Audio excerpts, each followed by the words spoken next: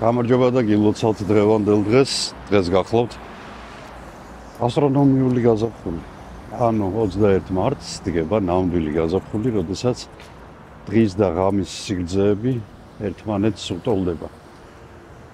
მართალია 1 მარტს დაიწყო კალენდარული, მაგრამ ასტრონომიული დაიწყო დღეს და გამოვიდა კიდეც ისეთი ამინდი, რომ გაზაფხულს შეეფერება ჰამბურგში და 20 გრადუსია, მოწარმოებინეთ, ძალიან მაღალი ტემპერატურა ამ დროისთვის.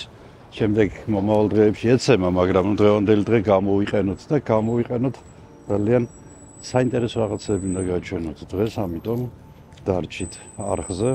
ჩვენ დავიწყებთ აი ამ ძალიან საინტერესო ადგილით. ეს გახლავთ ეგრეთ წოდებული დომი, ჰამბურგერ დომი, ანუ დომი მოგეხსენებათ ტაძარს ნიშნავს და თუ რატომ ქვია ამ ადგილს ტაძარი და რა ხდება შიგნით, ეხლა ცოტა ხანში გავიგებთ ჩვენ. დავიდეთ.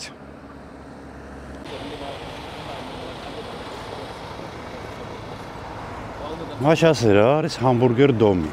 ძალიან საინტერესო ისტორია აქვს ჰამბურგერ დომს. მე-10 საუკუნეში ამ ადგილას იყო საკმაოდ დიდი ზომის ტაძარი მარინიენ დომი, რომელსაც უამინდობის დროს თავს აფარებდნენ სხვადასხვა წვრილოვანი მოვაჭრეები, ფოკუსების გამკეთებლები, ჯადოქრები და რა ვიცი 1000 ჯურის შარლატანი და კარგი და ცუდი ხალხიც და ეს გრძელდებოდა სადღაც მე-14 საუკუნემდე. მე-14 საუკუნეში გადაწყვიტეს, რომ ამ უმსგავსობისთვის ბოლო მოეღოთ და გამოყარეს ეს ხალხი ტაძრიდან და მათაც არ დაახანეს და იქვე ტაძრის ირგვლივ მოაწყეს აი ესეთი ატრაქციონების და საკვები ობიექტების უზარმაზარი გამოფენა, რომელიც დღემდე ძალიან დიდი პოპულარობით სარგებლობს ჰამბურგში. იგი 3-ჯერ ტარდება წელიწადში, თითო თვე. ეს არის გაზაფხულის დომი, რომელიც ასტრონომიულ გაზაფხულს იწყება, ანუ 21 მარტს და 21 აპრილამდე გრძელდება. შემდეგ მეორე არის საზაფხულო, რომელიც ივნისში იწყება და აგვისტოში მთავრდება და მესამე არის ზამთრის, რომელიც ნოემბერში იწყება და საშობაოდ მთავრდება. ჰამბურგერ დომი არის განლაგებული ძალიან კოლორიტულ, შეიძლება ითქვას ყველაზე საინტერესო რაიონში ჰამბურგის. ეს გახლავთ სან-პაული. აი 45 წელს ხედავთ ამ მდგომარეობაშია. 1905 წელი. თითქოს არაფერი შეცვლილა 1910 წლის.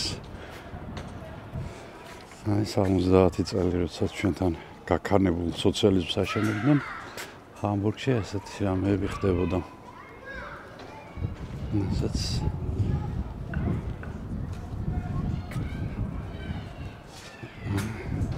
1920 წელი.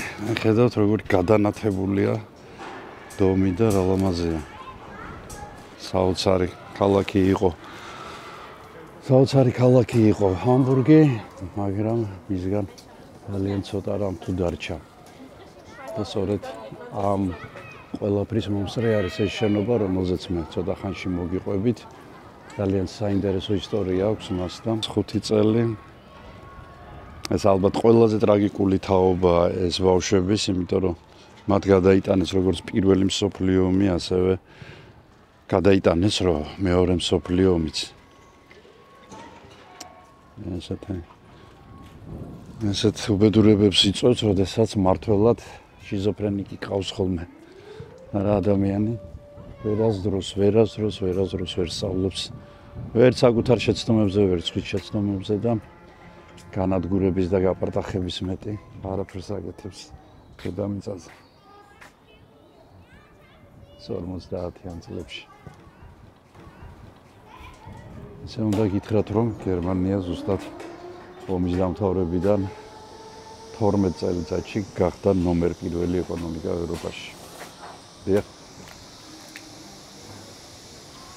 რა თქმა უნდა, ეს იყო მოკავშირეების დახმარებაც, მაგრამ რომ არა გერმანელი ხალხის საოცარი შრომის მოყვარეობა და პატრიოტიზმი, რა თქმა უნდა, გერმანია დარჩებოდა ისევე გაპარტახებულად, როგორც თქვათ, დარჩა სხვადასხვა ქვეყნები, რომლებშიც დემოკრატიამ ფეხი ვერ მოიწია.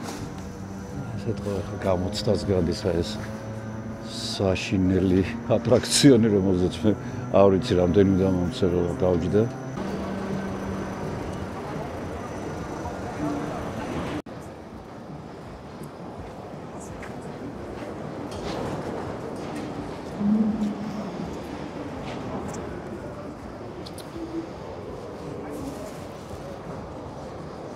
ემზადებიან საღამოსთვის და დიდი ამბები იქნება.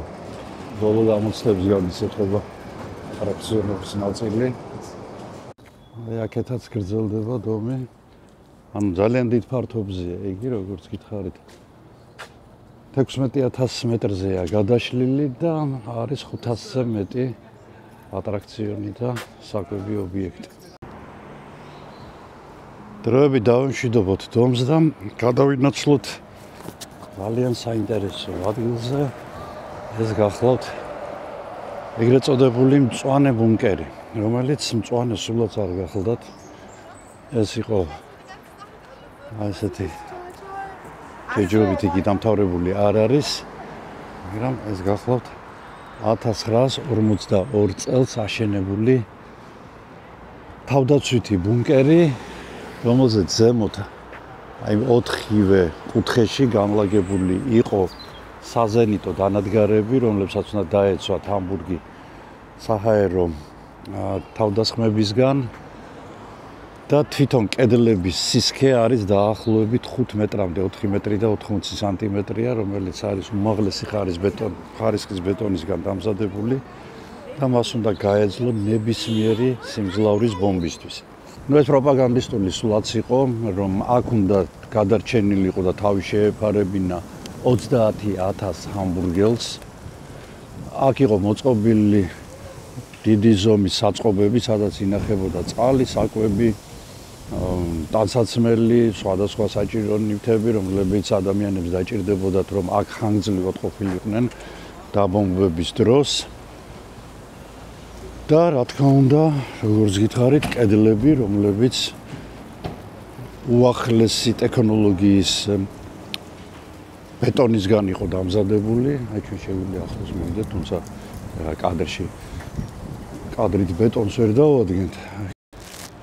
1942 წელს ასე ჩამოასხეს, შეიძლება ითქვას და ააშენეს ეს თავდაცვითი ნაგებობა, რომელიც აი იმ ოთხკუთხედებში იყო განლაგებული საზენიტო დანადგარები.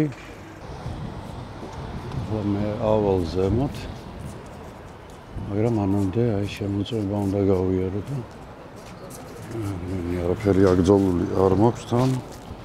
კარგით, ახლა ცოტა ხნით გამორთავ. ბინა მყუდრო, კომფორტული და დაცული უნდა იყოს.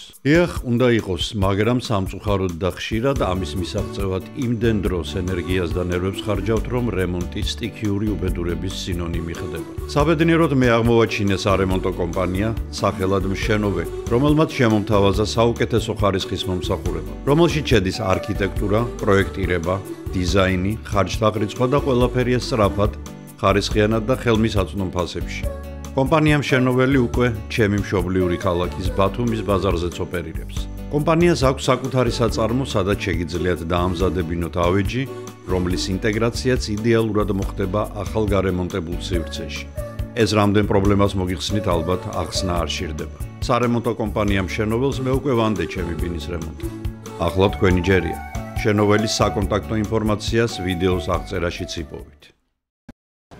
შემოწმება წარმატებით გავიარეთ, არ შეიძლება მინის ბოთლების ატანა, თერმოსების, ან ისეთი საგნების, რომლის გადმოგდება არ დაგენანება ზემოდან. მოკლედ ყველაფერს ამას გატოვებინებენ და ახლა ჩვენ შევდგებით გზას, რომელსაც ეწოდება მთის ბილიკი და მთის ბილიკს ჩვენ ზემოთ ავყავართ. 2019 წლამდე ამ ბუნკერს ვერანაირი დანიშნულება ვერ გამოუძებნეს. შიგნით იყო რაღაც სამუსიკო სკოლა გაიხსნა რაღაც მომენტში. იყო ელექტრონული მუსიკის სივრცეები, მაგრამ როგორც ასეთი დანიშნულება კონკრეტული არ ქონია. ჯერ კიდევ ამერიკელებმა, რომლებიც აქ იყვნენ შემოსულები 45 წელს, ცადეს ამ ბუნკერის დანგრევა, როგორც ჰიტლერული წარსულის სიმბოლოსი, მაგრამ არაფერი გამოუვიდათ. შემდეგ იგივე სცადეს უკვე გერმანელებმა 50-იან წლებში, 60-იან წლებში, 70-იან წლებში და მიხვდნენ, რომ ამის დანგრევა შეიძლება მოყოლოდა მთელი უბნების დანგრევა, უბრალოდ ვერ ააფეთქებდნენ. და დარჩა ესეთ უსახური კატასტროფული შენობა იდგა ამ ულამაზეს ქალაქში უკვე წლების განმავლობაში და 2019 წელს უკვე მე აქ ვიყავი, როდესაც გადაწყდა რომ მოეძებნათ ინვესტორები, რომლებიც რაღაც სახეს მიცემდნენ ამ შენობას და ასეთები გამოჩნდნენ. დაახლოებით 100 მილიონ ევრომდე დაჯდა რეკონსტრუქცია და გადახალისება შენობის. გარედან მოშენდა აი ასეთი ეგრეთ წოდებული მთის ბილიკი, რომლის საშუალებითაც ჩვენ ავალთ დაახლოებით 60 მეტრის სიმაღლეზე. გამოყენებული და დარგული არის დაახლოებით 23,000 მცენარე.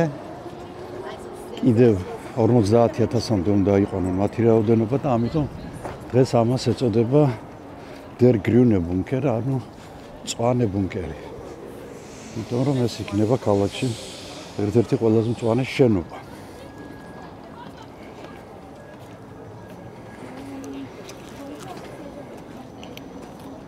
ეს გახლავთ ჰამბურგის ერთ-ერთი საფეხბურთო კლუბის სან-პაულის სტადიონი და მისი სავარჯიშო ბაზა. სან-პაული შორის შარშან გადავიდა პირველ ლიგაში, ხოლო HSV-მ, რომელმაც თავის დროზე ჩვენ დაგვანგრია, კვლავ მეორე ლიგაშია ჩარჩენილი. მე 6 წელია თუ არ ვწდები. ეს აქაური სატელევიზიო ანძაა 50-იან წლებში აშენებული. აი აქეთ მე ხედავთ შენობას.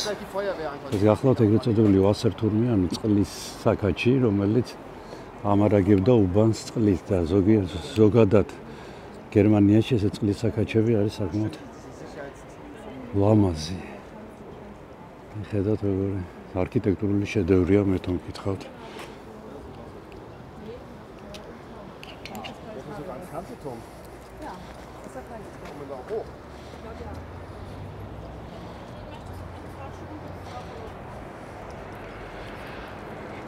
აი თეთრებს და მწვანეებს ასაც ხედავთ წინ. ისინი არის საგამოფენო დარბაზები, იქ ეწყობა ხოლმე დიდი საწარმო გამოფენებიც, ხელოვნების ნაკლებად, უფრო ესეთი წარმოებას რაც შეეხება, ინჟინერიას რაც შეეხება და მოგეცენებათ გერმანელებს ბევრი აქვთ. საჩვენებელი ამ ხრივ. ეს კი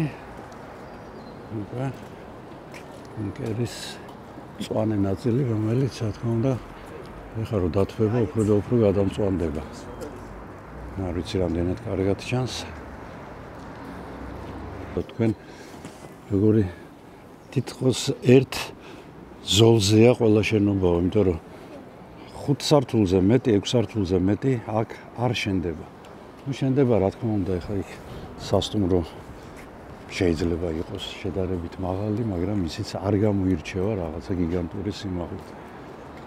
ძირითადად ქალაქი არის აი ამ ზომის, ამ სიმაღლის უბრალოდ.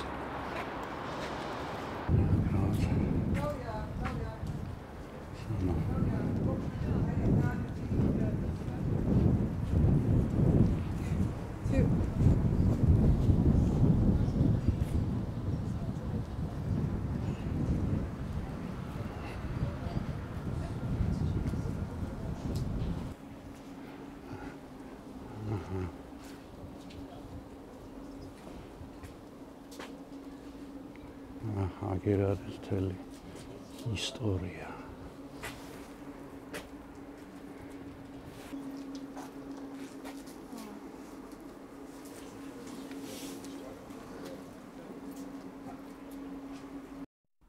მას შემდეგ, რაც ადამიანმა სამყაროს შეცნობა დაიწყო, სხვადასხვა სახის სურნელი მისი თანამდევი გახდა. დღეს ქიმიის საშუალებით უამრავი სახის არომატის მიღებაა შესაძლებელი. მაგრამ მათ შორის შედევრი აღმოაჩინო ნამდვილად არ არის ადვილი საქმე. ტომ კლარკი იდუმალებით მოცული ადამიანია. ევროპაში და აზიაში მისი უმაღლესი კლასის პროდუქციის ფან-კლუბებიც ყია შექმნილი. მაგრამ პირადად ტომს იქ არავინ იცნობს.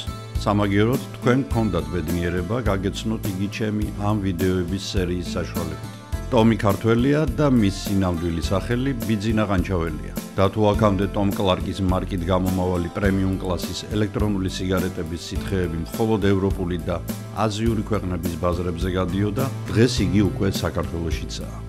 გერმანიაში ნებისმიერი პროდუქცია შესაბამისობის და უსაფრთხოების უმკაცრეს კონტროლს გადის.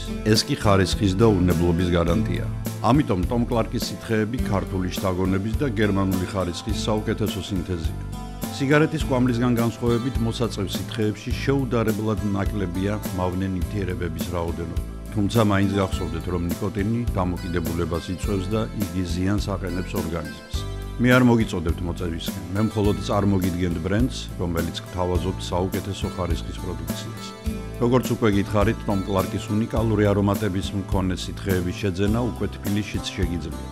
დაწვრილებითი ინფორმაციისათვის ეწვიეთ ტომ კლარკის ვებგვერდს. ხოლო კომპანიის საკონტაქტო ინფორმაციას ვიდეოს აღწერაში იპოვით.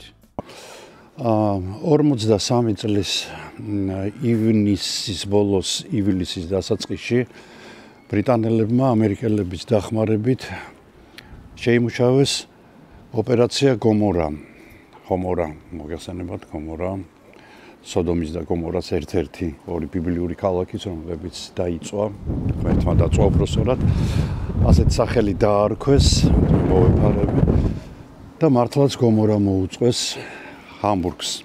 კერძოდ ერთი კვირის განმავლობაში ჰამბურგი იბომბებოდა ფუგასური ავიაბომბებით და პარალელურად ცეცხლის წასაკიდებელი სპეციალური ჭურვებით. და აი ამ ცეცხლის ასაკიდებელმა ჭურვებმა გამოიწვია, რა თქმა უნდა, ამას დაემთხვა ესეთი ატმოსფერული პირობებიც, გამოიწვია ქარბორბალა, რომელმაც გადაუარა ქალაქს და რომლის ტემპერატურაც იყო 800-დან 1000 გრადუსამდე. მაშინ 12000 ადამიანი უბრალოდ გაქრა ქალაქიდან. დაიღუპა 40000-მდე და დაახლოებით 700000 ადამიანმა დატოვა ჰამბურგი. ჰამბურგის ბომბას არანაირი აზრი არ ჰქონდა, იმიტომ რომ აქ უკვე აღარ იყო არც არანაირი ინდუსტრიული საწარმოები და ქარხნები და ფაბრიკები, არც დოკები იყო, სადაც თქვათ წყალქვეშა ნავებს ან სამხედრო გემებს არემონტებდნენ, ისინი ყველა გადატანილი იყო ჩრდილოეთის ზღვაზე და ჰამბურგის დაბომბვას ერთადერთი სიმბოლური მნიშვნელობა ჰქონდა იმით, რომ ბრიტანელებმა შეიძლება ითქვას შური იძიეს კოვენტრის და კოვენტრის სრულგანადგურებაზე და რა თქმა უნდა ლონდონის დაბომბვებზე, რომელსაც უამრავი ხალხი ეწირებოდა, ასევე აი სწორედ იმ ფაუ რაკეტებით, როდესაც იბომბებოდა და თვითმფრინავებითაც რა თქმა უნდა. ასე რომ ამ დაბომბვებს გაუძლო ბუნკერმა, აქ თავი შეაფარა დაახლოებით 30000 ადამიანმა, ყველა ისინი გადარჩნენ. გაუძლო პირდაპირ მორთმევს ფუგასური 500 კილოგრამიანი ბომბების, ასევე გაუძლო არ ნახულ ტემპერატურას, 1000 გრადუსიან ტემპერატურას და დაამტკიცა, რომ იგი მართლაც გერმანული არქიტექტურის შედევრია, მაგრამ რა თქმა უნდა ჯობდა ასეთი შედევრების აშენებას, რამე ისეთი აეშენებიათ, რაც ადამიანს მშვიდობიან ცხოვრებაში გამოადგებოდა. აი ეს არის უფრო ისტორიული ნაწილი ქალაქის. აქეთ თქვენ ხედავთ ცნობილ ელ ფილარმონიას, რომელიც ევროპაში ყველაზე ძვირიანი შენობაა, იგი 1 მილიარდი ევრო დაჯდა. აქეთ არის წმინდა მიხეილის ტაძარი, იქეთ ნიკოლაუსი, რომელიც დატოვეს ისევე როგორც დამწვარი, როგორც შეხსენება მეორე მსოფლიო ომის ტრაგედიისა და აი აქეთ უკვე ეს არის პორტის ნაწილი. ხედავთ რამდენი ამწევებია. ეს არის ბოლო წერტილი. ჩამოლაგებულან ისინი.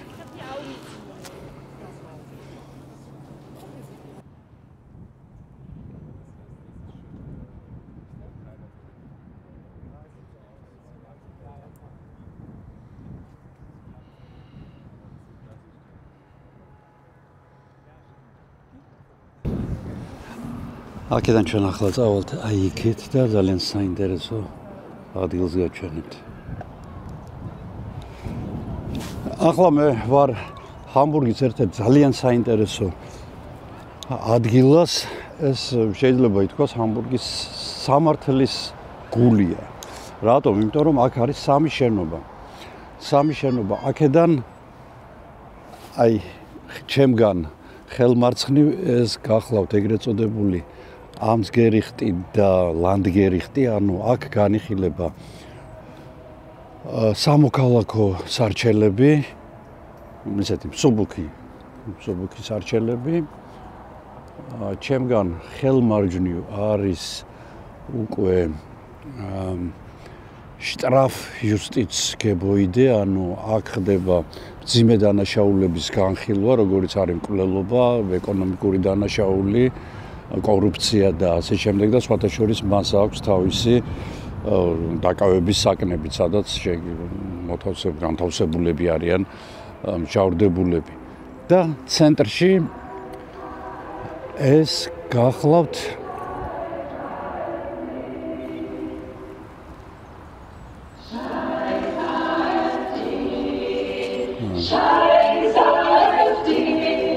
რა ხდება არ ვიცი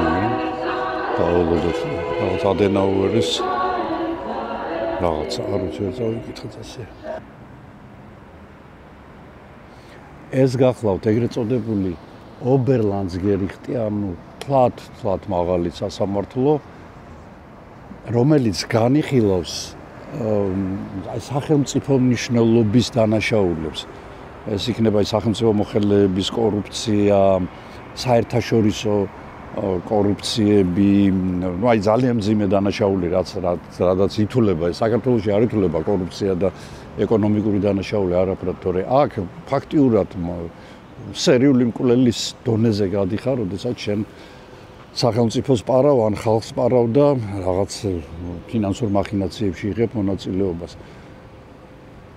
ასევე მე რამდენადაც ვიცი, აქ ხდება სხვადასხვა სარჩელების გასაჩივრება და შემდეგ დასკვნების გამოტანა. არ ვიცი როგორ არის, მეორებ მე იურიდიულ ტერმინებში კარგად ვერ ვერკვევი. შევიდეთ ახლა და ვნახოთ შიგნით რა ხდება.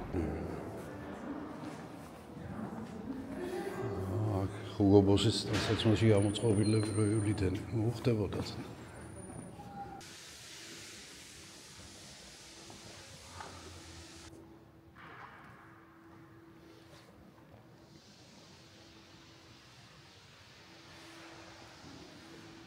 ძალიან საინტერესო მომენტი იყო.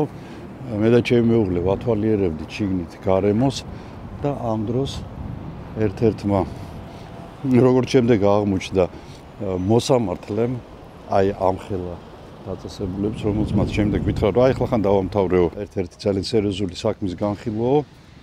როცა დაინახა, რომ რაღაც გაინტერესებდა აქაურობა, შეგვიპატიჟა და დაგვათვალიერებინა ის ოთახი, სადაც ხდება განაჩენის გამოტანა. რაღაცა უცებ წარმოვიდგინე და გამახსენდა ჩვენი მოსამართლეები და პროკურორები, რომლებიც თავზე კაპუშონ გადაფარებულები გაურბიან ხოლმე ჟურნალისტებს. ამ კაცმა უბრალოდ შეამჩნია ჩვენი დაინტერესება და დაგვავლო ხელი, შეიძლება ითქვას, შეგვატრია თავის აი სამუშაო გარემოში და გვაჩვენა თუ როგორ და რანაირად ხდება. აი ამას რომ მივაგრძელოთ, აი როდესაც ჩვენ სასამართლო გვექნება ნორმალური, ადამიანური, აი მხოლოდ მაშინ შევძლებთ რაღაცის მიღწევას. მანამდე რაც არ უნდა ჩვენ ეკონომიკა ვავითაროთ, რაც არ უნდა ვერცხლის და ოქროს კოშკები ვაგოთ, არაფერი არ გვეშველება, სანამ სასამართლო არ იქნება დამოუკიდებელი, სანამ სასამართლო არ მიიღებს ხოლმე იმ გადაწყვეტილებას, რომელიც უნდა მიიღოს და არა რომელსაც მას უბრძანებენ. ასეა.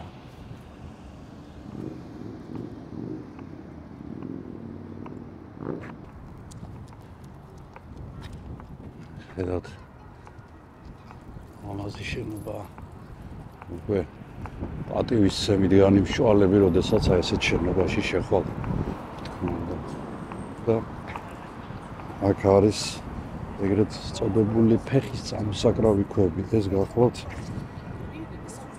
იმ ებრაელ მოსამართლეთა და ადვოკატთა სახელები და გვარები, რომლებიც ეხედათ 1942 წელს არიან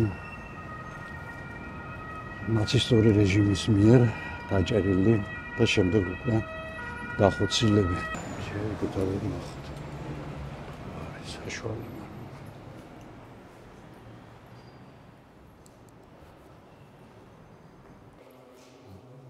დიდი ვერაფერი.